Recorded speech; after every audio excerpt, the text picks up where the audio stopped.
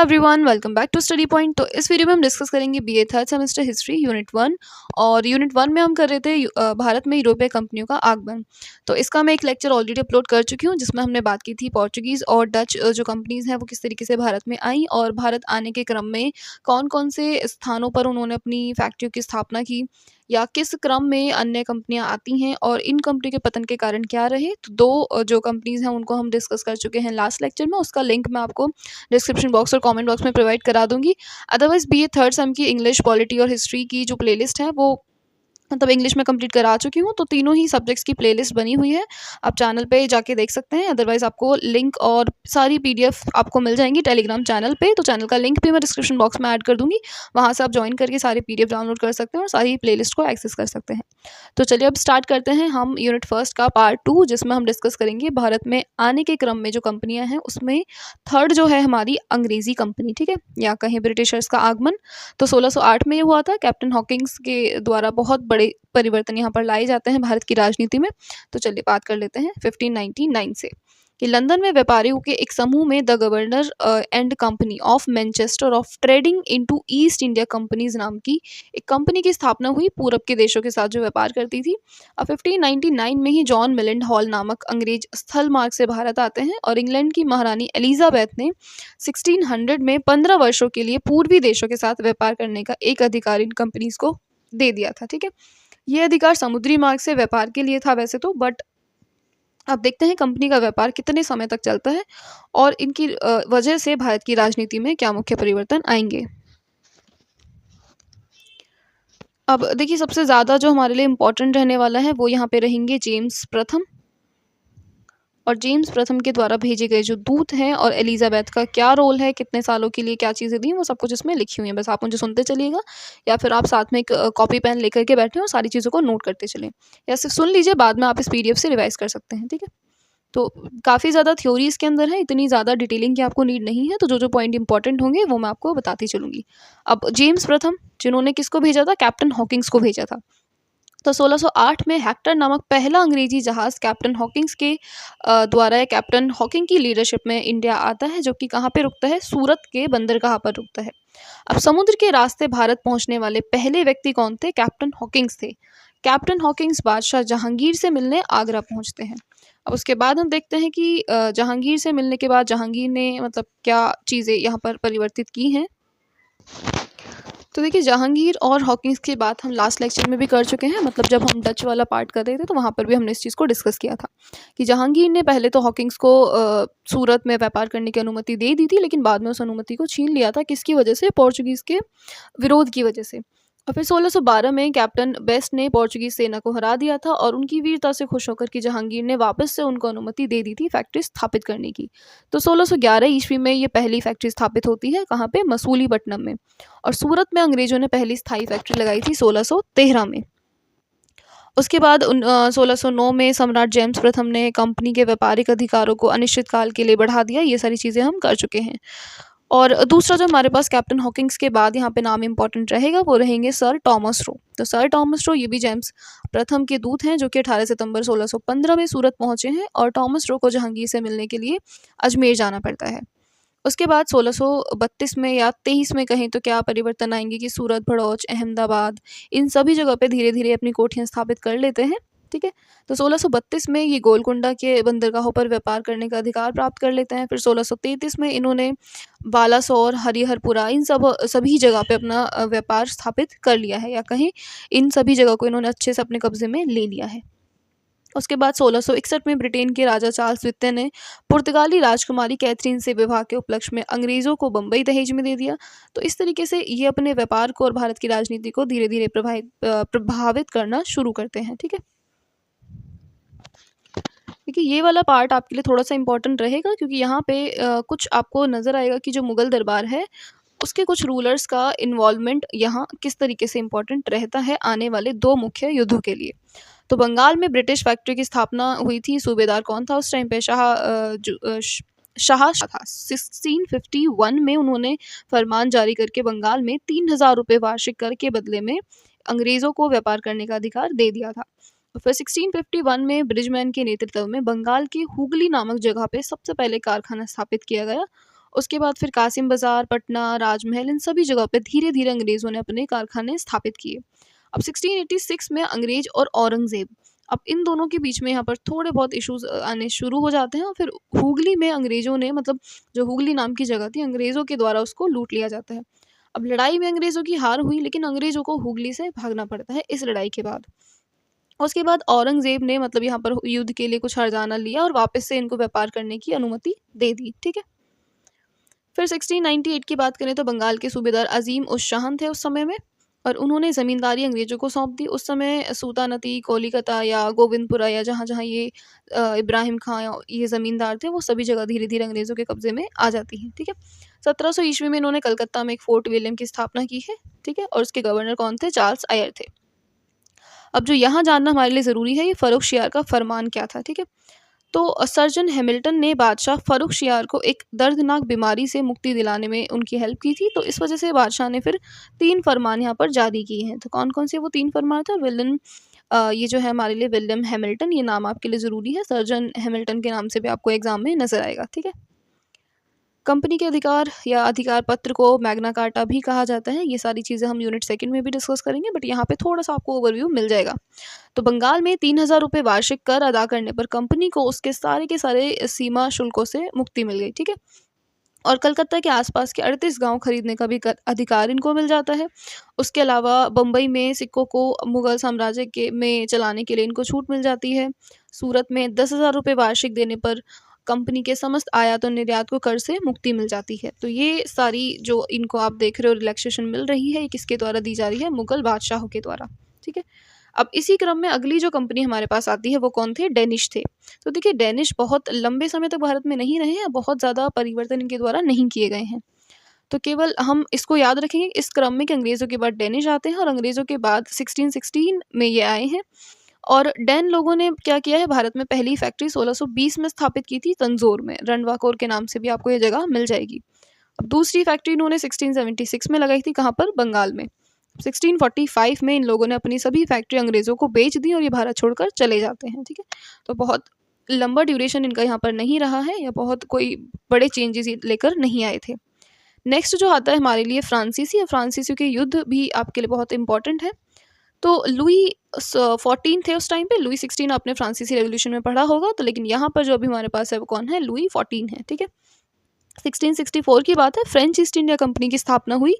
और अगर हम बात करें इनके नाम की, तो देखिए काफ़ी अलग-अलग नाम आपको पढ़ने को मिल जाएँगे कि इंदसे, ओरिएंटलिस, इस तरीके के नाम इन्होंने अपनी कंपनियों के रखे थे। और कंपनी वित्तीय संसाधनों के लिए किस पर निर्भर थी? राजा पर निर्भर थी। 1666 में फ्रांसिस कैरो ने एक दल भारत में भेजा, ठीक है, मतलब अपने व्यापार को बढ़ाने के लिए, अपनी कंपनियों की या अपने कारखानों की स्थापना के लिए। फिर 1668 में सूरत में स्थापित हो जाता है। अगली चीज़ यहाँ पर क्या होती है? फ्रांसीसियों ने दूसरी फैक्ट्री मसूलीपट्टनम में कर दी, और 1673 में फ्रांसिस मार्टिन ने सूबेदार शेर खां लोदी से पौंडुचेरी नामक एक गांव प्राप्त किया, और बाद में इसको नाम पौंडीचेरी दिया। मतलब पहले इसका नाम पुर्दुचेरी रखा जाता था या कहा जाता था इसको, और बाद में इसका नाम बदल करके रख दिया गया पौंडीचेरी, ठीक है।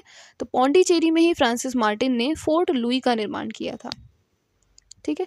तो ये फोर्ट लुई, किलाबंदी, ये सारे पॉइंट्स आपको यहाँ पर क्लियरली नज़र आ रहे होंगे, ठीक है।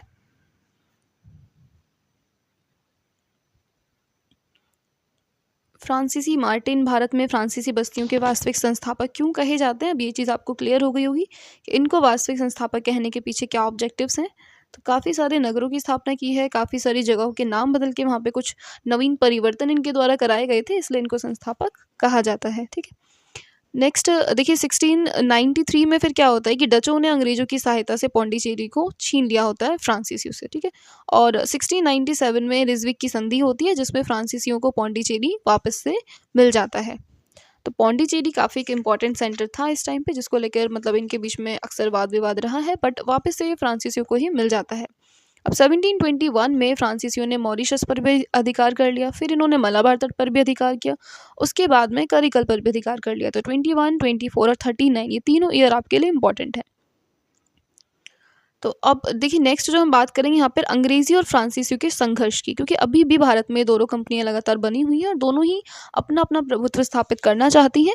तो अब जो शुरू होते हैं हमारे पास कर्नाटिक वार के फॉर्म में या फिर कर्नाटिक युद्ध के नाम से आपके पेपर में आते हैं। अंग्रेज़ और फ्रांसीसी के मध्य हुए युद्धों का वर्णन कीजिए। तो फ्रांसीसी और अंग्रेज़ों के बीच में संघर्ष के कारण क्या हैं और क्या उसकी पृष्ठभूमि है, वो हम एक बार देख लेते हैं। तो सबसे पहली चीज़ कि भारत में जो फ्रेंच ईस्ट इंडिया कंपनी है, वो ब्रिटिश ईस्ट इंडिया कंपनी की स्थापना व्यापारिक उद्देश्यों से की गई है, ठीक है? मतलब ईस्ट इंडिया कंपनी फ्रेंच वाली और जो ब्रिटिश वाली है, दोनों की स्थापना का उद्देश्य क्या था? व्यापार था। लेकिन जल्दी ही दोनों ही कंपनियों ने क्या किया? व्यापार से बदल करके इनका मुद्दा अब आ जाता है, राजनीतिक हितों से जुड़ जाता है। अब ये क्या करना चाहते हैं? भारत की राजनीति पे अपना प्रभुत्व स्थापित करना चाहते हैं, भारत की राजनीति में हस्तक्षेप करके यहाँ पर ये रूल करने के सपने अब देखने लगते हैं व्यापार से हट के, ठीक है? अब इसी वजह से दोनों कंपनियों में क्या होता है, फिर मनमुटाव शुरू हो जाता है, टकराव शुरू हो जाता है और जो कि बहुत लंबे टाइम तक चलता है। तो ये बहुत लंबे वर्षों तक चलने वाले युद्धों को बाद में क्या संज्ञा दे दी जाती है? कर्नाटक युद्ध के नाम से इनको हम इतिहास में पढ़ते हैं, ठीक है? तो सबसे पहले हम बात करेंगे जो हमारे पास आता है पहला कर्नाटक युद्ध। अब ये यूरोप का संघर्ष, भारत की राजनीतिक स्थिति, डुप्ले की महत्वाकांक्षा, ये सारी इसकी पृष्ठभूमि है जो हम डिस्कस कर चुके हैं। हम सीधा बात करते हैं अंग्रेजी और फ्रांसीसी संघर्ष की। देखिए पेपर में या तो आपसे डायरेक्ट पूछे जा सकते हैं अंग्रेजी फ्रांसीसी संघर्ष, तो आपको सभी युद्धों का वर्णन देना होगा, या फिर आपसे कोई एक भी पूछा जा सकता है, जैसे कर्नाटक का पहला युद्ध जो कि 1740। देखिए कुछ बुक्स में आपको मिलेगा ये कि 1740 से स्टार्ट हुआ था ये, और कब तक चलता है ये? 1740 से लेकर के 48 तक ये चलता है। मतलब पहला ही युद्ध 8 वर्षों का था। बट कुछ किताबें आपको बताएँगी कि ये 1744 में स्टार्ट हुआ है और 48 तक चला है।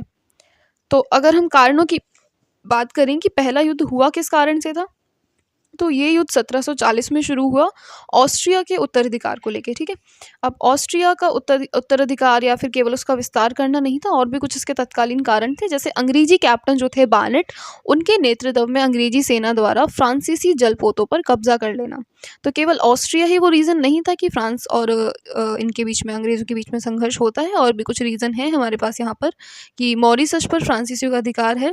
अब उसी जगह पर या फिर मद्रास वगैरह पे ये जो अंग्रेज़ हैं ये शासन करना चाहते हैं। तो ये कुछ स्थल भी हैं या कुछ और भी जगहें हैं जिनकी वजह से इनके बीच में ये संघर्ष शुरू होते हैं। तो इसी क्रम में एक सेंट थोमे का युद्ध होता है जो कि एक अड्यार नदी के किनारे पर हुआ था। तो यहाँ पर फ्रांसीसी सेना और कर्नाटक के जो नवाब थे अनवरुद्दीन, इन दोनों के बीच में युद्ध लड़ा जाता है। और देखिए युद्ध का फैसला क्या रहता है कि जो फ्रांसीसी सेना है वो इन कैप्टन साहब को हरा देती है और फ्रांसीसी सेना जीत जाती है। अब इस युद्ध की समाप्ति के समय में एक बहुत इंपॉर्टेंट संधि हुई थी जो आपसे डायरेक्ट भी पूछ ली जाती है, जिसको एक्स-ला-शापल की संधि भी कहते हैं, ठीक है? तो कर्नाटक का पहला युद्ध अडयार का युद्ध के नाम से भी जाना जाता है। अब क्यों? अडयार ये नदी का नाम है, तो आप याद रखिएगा। सेंट टोमे के युद्ध के नाम से भी क्यों इसको हम जानते हैं, ये सारी टर्मिनोलॉजी आपके लिए इंपॉर्टेंट है अगर क्वेश्चन आपसे शॉर्ट में पूछा जाता है तो, ठीक है? बाकी युद्ध की समाप्ति संधि के साथ हुई थी और संधि का नाम हम पढ़ चुके हैं। संधि कौन सी हुई थी? वो एक्स-ला-शापल की संधि थी। वांडीवाश का युद्ध, ये सब आपको मिल जाएगा। तो यूरोप में ऑस्ट्रिया के उत्तराधिकार युद्ध की समाप्ति 1748 में हो गई थी। तो कुछ खास चीज़ें यहाँ पर नहीं हुई हैं, काफ़ी लंबे समय तक युद्ध रहा, लेकिन इसका अंत या इसके परिणाम की बात करें तो संधि के रूप में होता है और भारत में भी युद्ध समाप्त हो जाता है ये, ठीक है? अब परिणाम ये रहते हैं कि दोनों दल बराबर रह जाते हैं, मतलब कोई भी यहाँ पर विजयी घोषित नहीं होता है। फ्रांसीसी खुद को श्रेष्ठ समझते हैं और जो मद्रास है वो वापस से अंग्रेज़ों को मिल जाता है, और डुप्ले जो होते हैं वो इस युद्ध के बाद में उनकी इम्पोर्टेंस बढ़ जाती है, ठीक है? नेक्स्ट हम बात करेंगे कर्नाटक का दूसरा युद्ध। अब देखिए फ्रांसीसियों की असफलता के कारण आपसे पूछे जा सकते हैं, तो इनको हम सारे युद्धों को पढ़ने के बाद में डिस्कस करेंगे, क्योंकि पहले युद्ध को देखें तो कुछ खास निर्णय उस युद्ध में नहीं रहे थे। तो पहले युद्ध में फ्रांसीसियों की असफलता के कारण आपसे नहीं पूछे जाएंगे। ओवरऑल उनके पतन के कारण या असफलताओं के कारण उस आंसर में हम इसको पढ़ सकते हैं, ठीक है? अब देखिए सिर्फ इन्होंने पहले युद्ध की बात की है, दूसरे युद्ध का यहाँ पर वर्णन नहीं है, तो दूसरा युद्ध मैं आपको बता देती हूँ। आप सुन लीजिएगा, नोट कर लीजिएगा, बाकी मैं उसको ग्रुप में अपलोड कर दूँगी। तो देखिए कर्नाटक का जो दूसरा युद्ध है उसके कारण क्या रहते हैं कि डुप्ले की जो महत्वाकांक्षा है ना वो बढ़ने लगती है। अब पहला जो युद्ध हुआ उसका कुछ निर्णय नहीं रहा, लेकिन उसके बाद भी वो अपनी राजनीतिक स्थितियों को और मजबूत करना चाहते हैं, जिसकी वजह से युद्ध वापस से होता है। अब कर्नाटक के नवाब के जो मतलब कर्नाटक के जो नवाब हैं या नवाब का जो पद है उसके लिए अब यहाँ पर संघर्ष शुरू हो जाता है, और दक्कन के सूबेदार का पद। तो अब यहाँ पर जितने भी इम्पोर्टेंट पद हमारे पास थे उनके लिए युद्ध शुरू हो जाता है। तो कर्नाटक के नवाब के लिए फ्रांसीसी चांद साहब और अंग्रेज़ी अनवरुद्दीन, और दक्कन के लिए मुजफ्फर जंग और नासिर जंग। अब घटनाक्रम की बात करें तो अंबूर का युद्ध भी इसको कहा जाता है, 1749 में स्टार्ट हुआ था ये। अब इसमें संघर्ष की बात करें या फिर इसमें कुछ संधि वगैरह रही हो तो ऐसा कुछ खास यहाँ पर नहीं हुआ है।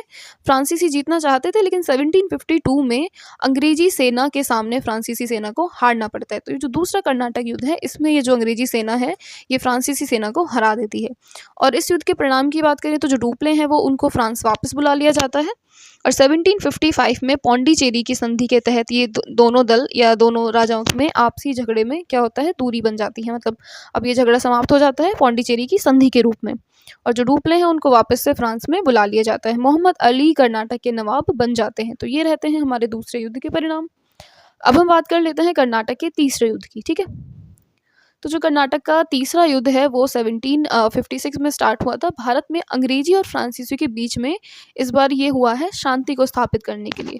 तो देखिए युद्ध का कारण वही क्लाइव और वॉटसन है जो कि बंगाल पर स्थित या फिर बंगाल पर शासन करना चाहते हैं या फिर चंद्रनगर पर अपना। लास्ट टॉपिक है इस यूनिट में फ्रांसीसियों की असफलता के कारण। उससे पहले हम देख लेते हैं जो हम कर्नाटक के तीसरे युद्ध की बात कर रहे थे कि उसी के अंदर एक महत्वपूर्ण घटना या उसी युद्ध को हम एक अन्य नाम से भी जानते हैं जो कि क्या है, वार्निवाश का युद्ध, जो कि हुआ था 1760 में, ठीक है। अब इस युद्ध में मेनली हुआ क्या था कि जो फ्रांसीसी हैं वो ब्रिटिश सेना से हार जाते हैं और इसी के बाद से फ्रांसीसियों का जो अस्तित्व है वो भारत में पूरे तरीके से समाप्त हो जाता है और यहाँ से स्टेब्लिश होता है ब्रिटिश एम्पायर, ठीक है। अब हम देख लेते हैं फ्रांसीसी की विफलता के कारण क्या थे।